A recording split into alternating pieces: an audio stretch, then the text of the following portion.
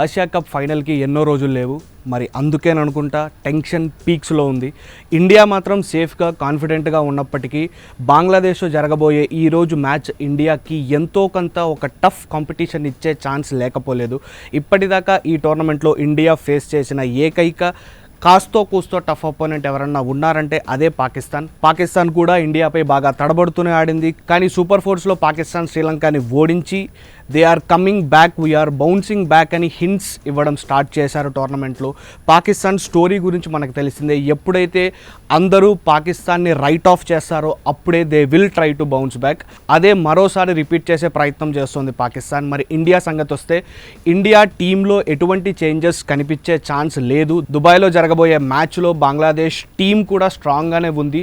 Right from the openers captain Litton Das, Hriday, bowlers కూడా చూసుకున్నట్లయితే Shariful Islam, Taskin Ahmed and Mustafizur Rahman, వీళ్ళందరితో కూడా బంగ్లాదేశ్ ఒక టఫ్ స్ట్రెంగ్త్, ఒక టఫ్ స్క్వాడ్గా ఈ టోర్నమెంట్లో కనిపిస్తున్నారు.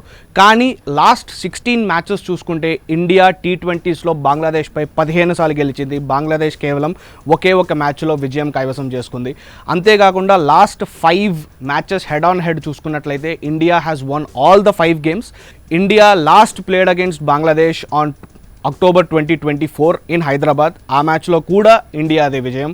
India will enter the match as favourites. మరి ఫేవరెట్స్ ట్యాగ్ని కంటిన్యూ చేస్తారా or will there be a twist in the final stage of Asia Cup? We'll have to wait and see.